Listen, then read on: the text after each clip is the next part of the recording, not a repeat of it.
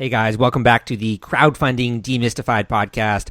I'm excited for today's podcast. We have a two-time successful Kickstarter campaigner on the podcast. His first campaign for the Duo Coffee Steeper raised nearly $200,000 on Kickstarter, and he's come back with the Stag EKG, the electric pour-over kettle for coffee lovers. This campaign is ongoing, so you can check it out right now. And it looks like he's also going to surpass the $200,000 mark with this campaign. So a lot of cool techniques that I want to explore here. And also he has an interesting story. Jacob, welcome to the podcast. Thanks, Sal. Great to be on. Where are you hailing in from, by the way? I'm calling in from Minnesota. But Fellow is based in San Francisco, California. I'm just home for the holidays back home in northern Minnesota. What's the temperature like there?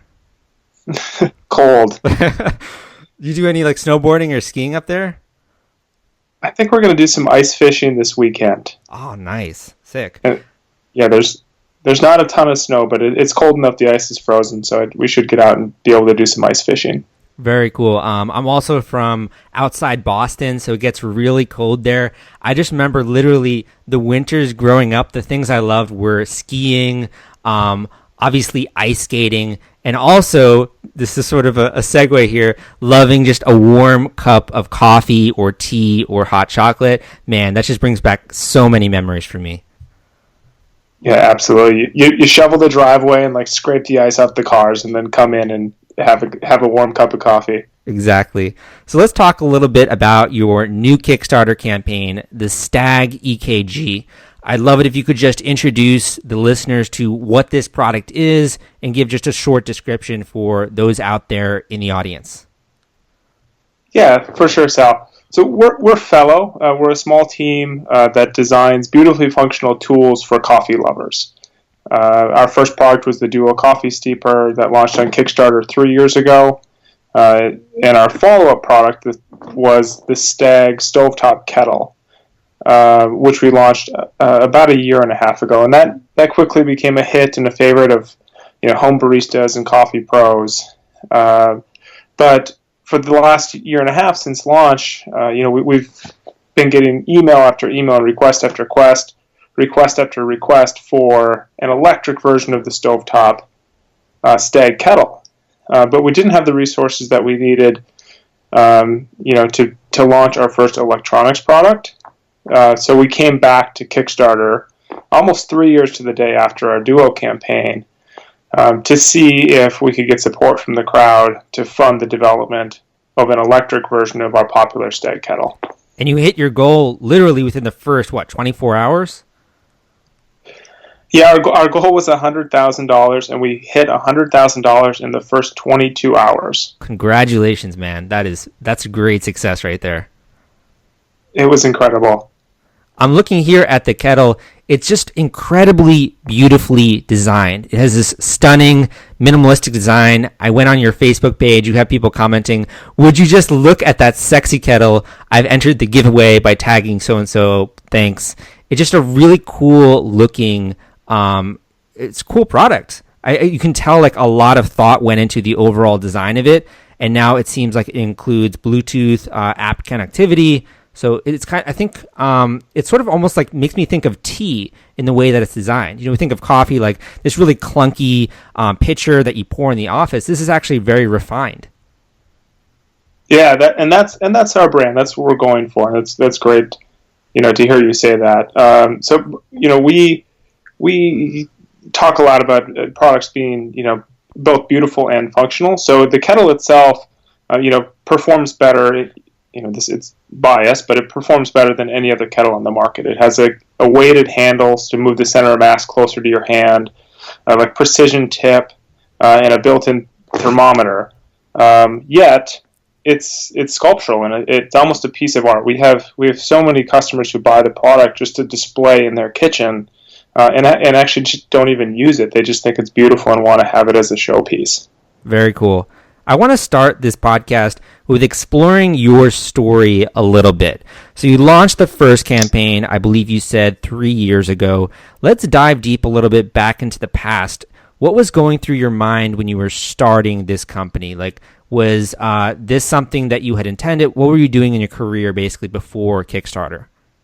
So I had worked for about 4 years for a coffee company out of Minnesota called Caribou Coffee. I was a brand manager working on their beverage and whole bean coffee business. Loved it, great company, kind of fell in love with coffee there, but I always knew I wanted to start my own thing. So left Caribou and went back to grad school full-time to get an MBA. So moved from Minnesota to Palo Alto to go to Stanford. And the second year of grad school, I was taking a class in the D school at Stanford called Launchpad. And the idea with Launchpad is to go from idea to company in 12 weeks. So I went into this class with the idea for Duo, and 12 weeks later, we had functioning prototypes. We had a business model, and that allowed me to, shortly after graduation, launch Duo on Kickstarter. In a time I didn't know if there was going to be demand. I didn't know if I should take a job, if I should, roll the dice and pursue fellow for full time. And thankfully, and this is the beauty of crowdfunding, we got market validation, and that gave me the confidence to say no to the jobs and just dive in and go for this. So you had never created a product before this, I imagine. A physical product. No, first time. Yeah, I have a business background. I'm a marketer. I'm not an engineer. So we had to partner for Duo. We partnered with a design firm in Oakland called Enlisted Design that helped us with the ID, and then found a great manufacturer in Taiwan that could help us, bring that idea to life. I wish, if I could take one or two nuggets from that class that you took, what would you say that you learned from that? Because that's a very aggressive timeline. 12 weeks from idea to actual prototype to, being able to launch this Kickstarter campaign. What was one or two things you took from that class? It's kind of this idea of just go, just do it. If there wouldn't have been the time pressure of a semester, it would have taken me, 12 months to make as much progress, right? But when there's a hard deadline, you just have to go, and you have to be okay with good enough. It also forces you to really distill down what you're offering, the value proposition, into something simple that you can execute on that the customer actually finds value in. I think if you have so much time, right? If I were to develop this company, that Duo over 12 months, it probably would have been a much more complicated product to deliver. But since I only had 12 weeks to work on it, it was just this simple idea of a dual chambered French press, a new twist on a French press. That is one of the things also that I love about Kickstarter is, of course, it's great from the marketing component, the branding component. You have to get people to take action within that 35, 60-day window, but it also forces you as a creator to get your stuff together and to be ready to launch that campaign. Yeah, so absolutely. I love that about it. What were you using to actually prototype this product?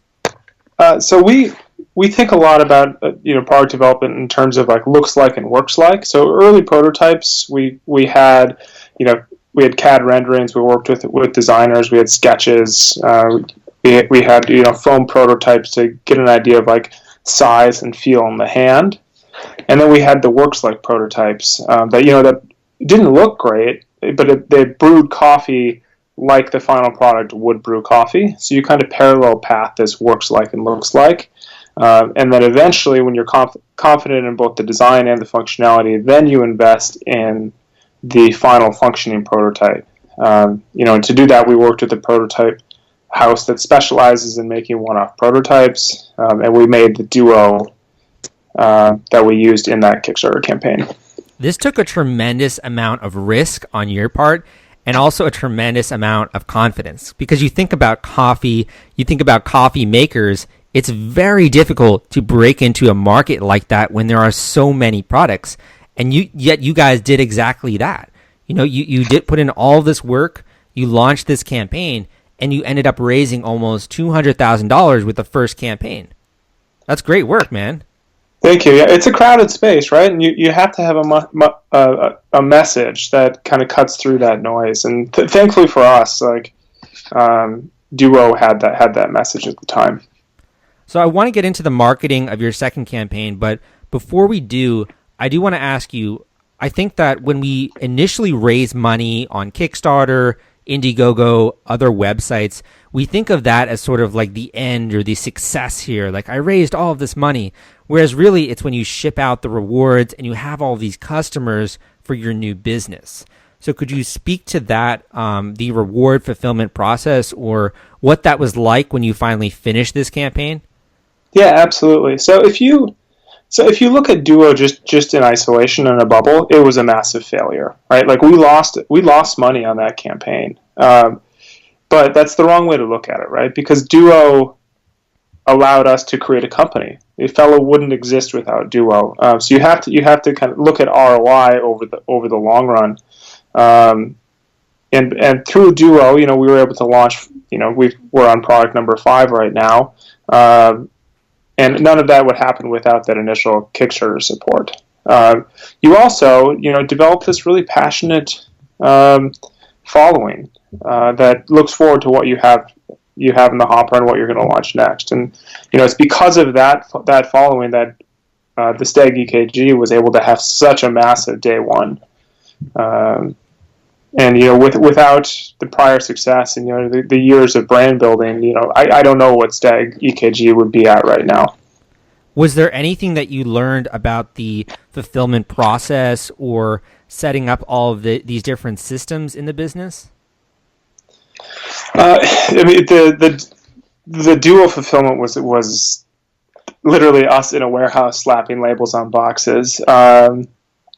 It was crazy. It was so much work. Now we use a third party partner, a logistics provider that helps us with fulfillment, and it just takes so much off our plate, and it allows us to focus on what we do best, and that's designing, manufacturing, and selling great products.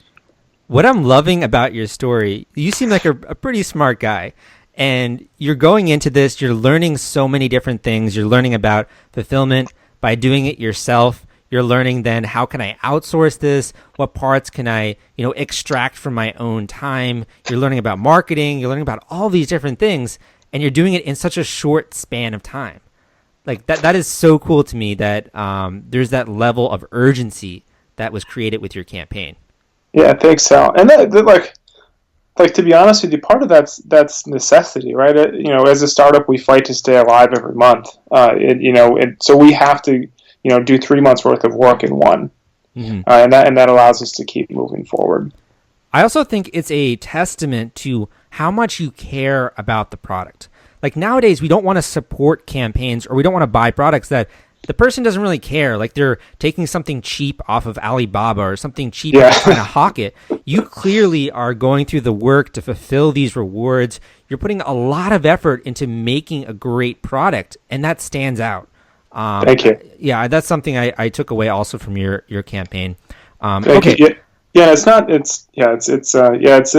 We have a small team of 4 people, right? And this fellow is basically our life. It's not just me. It's Molly and Hannah and Lane, and all of us have given up a lot to kind of birth and raise this child. Mm-hmm. Nice. I'd love to turn the tide to your second campaign here and go through a little bit of your overall thinking related to marketing of the campaign and sort of what it was like to run this campaign. There are a lot of entrepreneurs in the audience like you who initially have no idea what they're doing. They have a background, they have a product, etc., but they really want to gain an understanding of what it's like to run a campaign and prepare for one. So could you speak a little bit to that? Yeah, for sure. So Hannah, our brand manager, and I spent a lot of time thinking about launch strategy, and one of our goals was big first day, right, or big first week. How can we make as much early traction as possible? So we did about a 7-day teaser campaign. So our email list, our social followers, the backers who supported Duo all knew that something was coming. They knew we were working on something. We were generating excitement. And we also let them know that there were super early bird and early bird tiers. So the people who have been with us since the start, we wanted to make sure that they got the best price possible. So we let them know that they could, if they logged on early, they could take advantage of these discounted prices.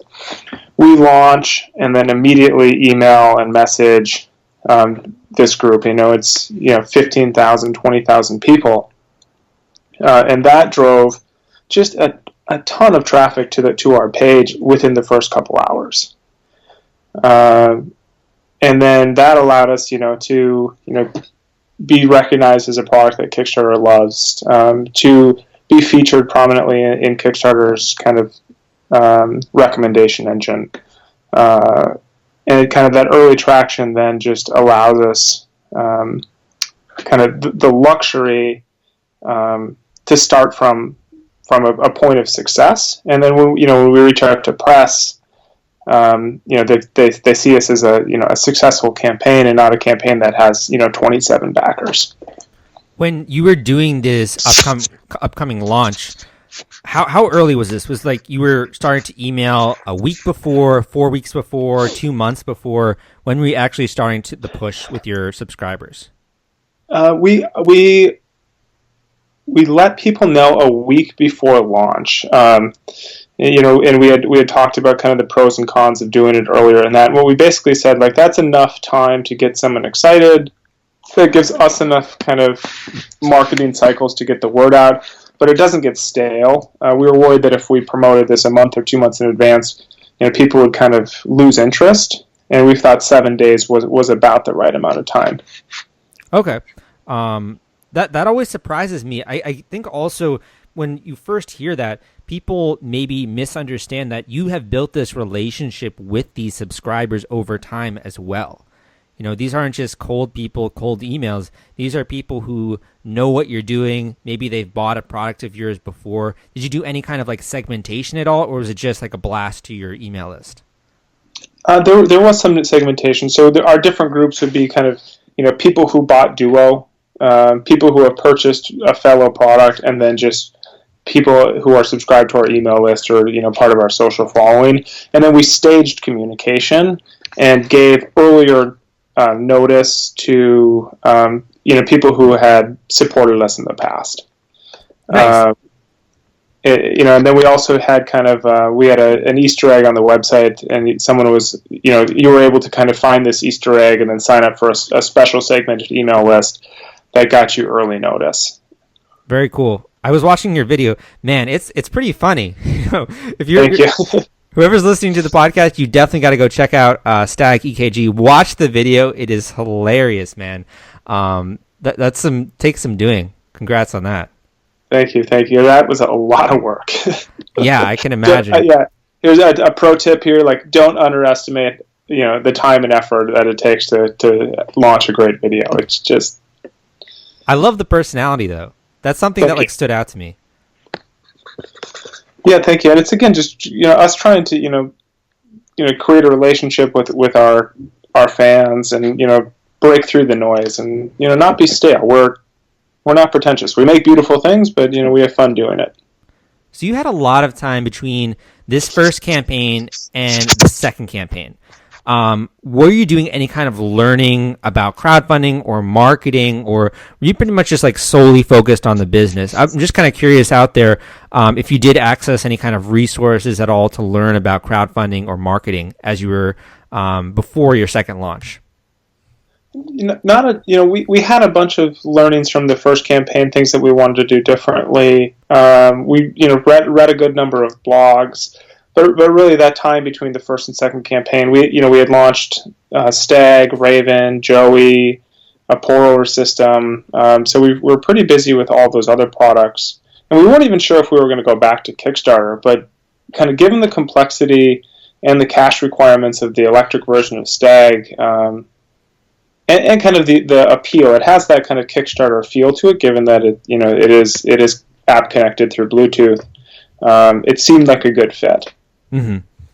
No, I agree with you. I think it's something too where like this just drips of like Kickstarter product kind of feel, just because it's mainly I think the design and also the values behind it. Like it's not just another product or like as you were joking like an infomercial product.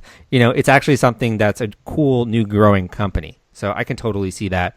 Are you thinking of doing any kind of like paid advertising with this campaign?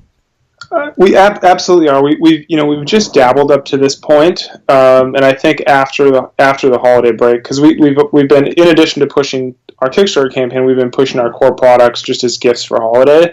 And now after this holiday season, we'll focus on testing. We'll use Google AdWords. We'll retarget through Facebook ads, just some display ads, and figure out if we can kind of crack that nut. Yeah, the biggest ROI of entrepreneurs I've had on this podcast has totally been Facebook marketing. They've just been killing it both with Kickstarter and e-commerce products. So I think that's something that's going to pay off for you a lot, particularly because you already have a brand. You put a Facebook pixel on your website, you can retarget that traffic, you can create lookalike audiences, all that kind of stuff. Oh, that's great to know. Thanks for the tip. Totally. I'm looking also here at your Instagram profile. It looks like you have 10,000 followers. That's pretty damn good. Was this all organic? Were you working to grow your Instagram, or is this kind of like people just found you? It's an internal goal of ours to grow our number of social followers, and that just came through, a lot of hard work trying to post kind of relevant content. We post every couple of days, and put a lot of thought into what that picture should be, what the message should be, and how we can connect with our customers. You're also getting some good engagement here, like people are commenting, you're getting a good number of likes. I see you're also doing a giveaway for the campaign. Could you talk a little bit about that? We are.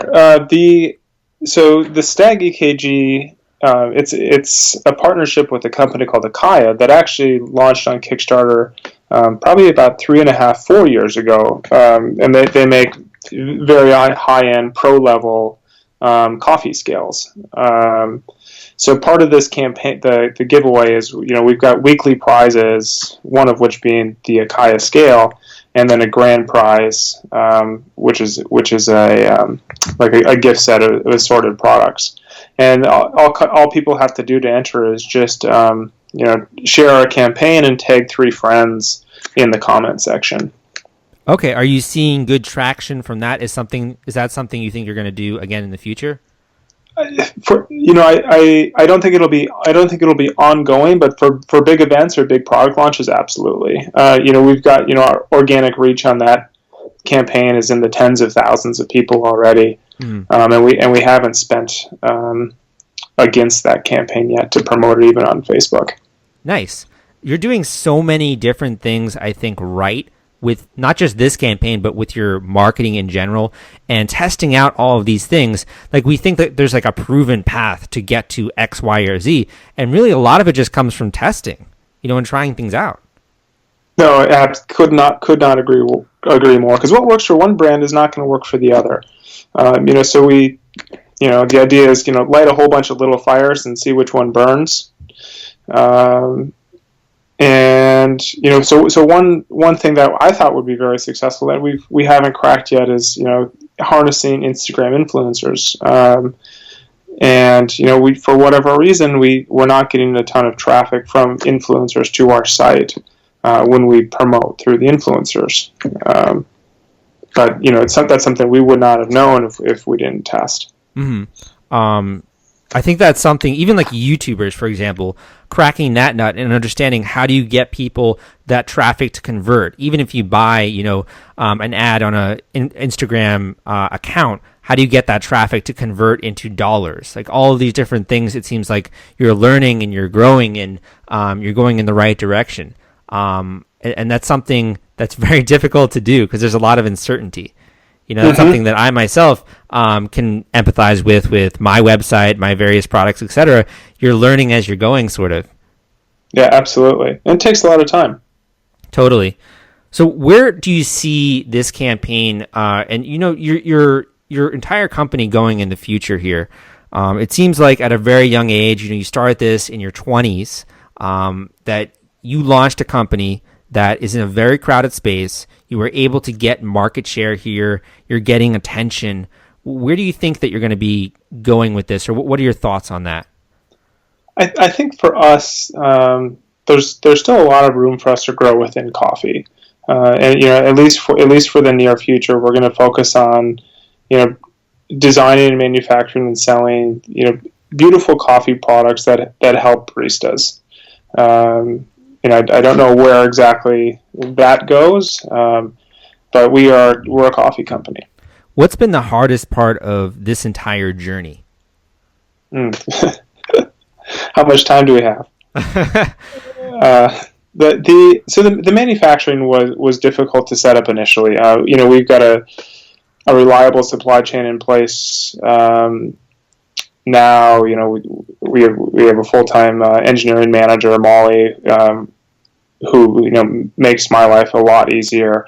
But just looking at the first 2 years, trying to figure out how to actually build something, and it's really easy to build one of anything, but actually build 10,000s of products that are all consistent and to your quality standards was a real challenge.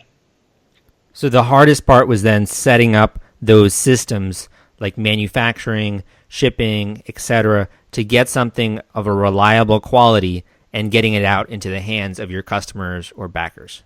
Yeah, in a reasonable time, at a price that allows you to make a profit. Given we're still a tiny company, so there's not a ton of economies of scale that we're utilizing yet. So our unit costs are still quite a bit higher than that of a company like say like Bun or Cuisinart.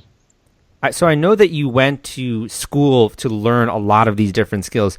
Do you wish that you had launched this earlier, or are you happy that you took the time to learn these skills and then launch the campaign? I'm happy with the time, and I don't think 23-year-old Jake would have been able to do this. I just think it took me. There's a certain number of kind of reps I needed to take at Caribou Coffee and at business school, and just a certain amount that I needed to learn that allowed me to kind of execute on the vision that is Fellow. As you're going forward, what do you think the number one skill you're going to try to grow is? I think it's probably team building. So for us, we're 4 people now. If to grow into the company that I want us to be, we probably will need to hire, call it 6 or 7 more people in the next 18 months. So that skill for me then would be the ability to kind of grow and manage that team and get the right people in place. One of the things that I think that you've done really well is setting those very strong values that allow your organization, your culture to have that sort of feel. So if you're very clear about your values, you're very clear about the type of company and product that you want to put out there, it makes it easier to align an entire team of people.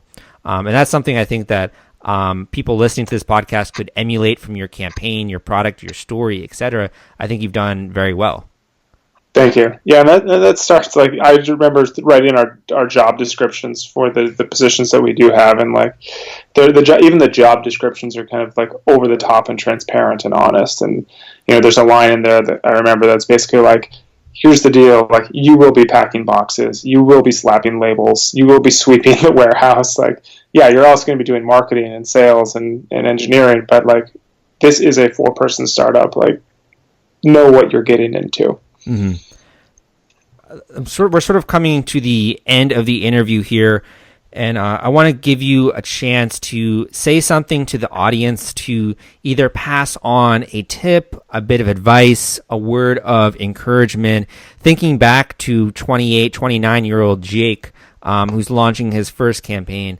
What would you share with him, or what advice would you give him? Yeah, I think so. When I look back at Kickstarter, the real value is feedback from the marketplace. The ability to have an idea of future demand without having to invest a whole lot of money into tooling. So I would craft your campaign and your campaign strategy around maximizing the amount of feedback that you can get, instead of trying to maximize just the amount of dollars that you can earn.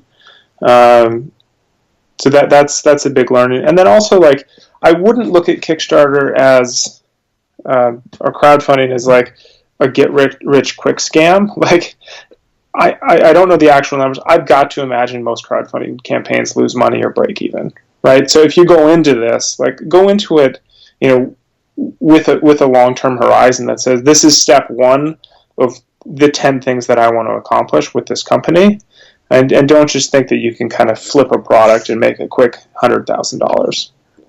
It's sort of with your first campaign, being willing to go through that financial burden to be able to get your name out there has certainly paid dividends, it seems. So almost viewing the campaign as like content marketing for you, as exposure for your brand, seems like the right way to go here. And not expecting to earn, hundreds of thousands of dollars in profit unless you have like a super successful campaign. But even those, you have to deal with all of the shipping and out of rewards and all of that. So Yep. there's still something to deliver in terms of value to the customers. Yeah, I just could not agree more.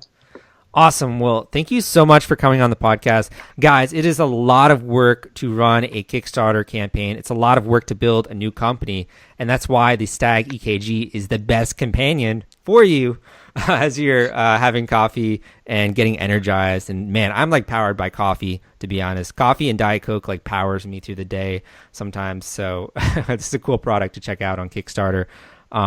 Thank you so much for coming on the podcast. Really enjoyed our conversation, Jake, and I look forward to watching your progress. You got 52 days to go, over $180,000 raised. Looks like it's going to be a massive success, man. Thanks, Alan. Thanks for having me on.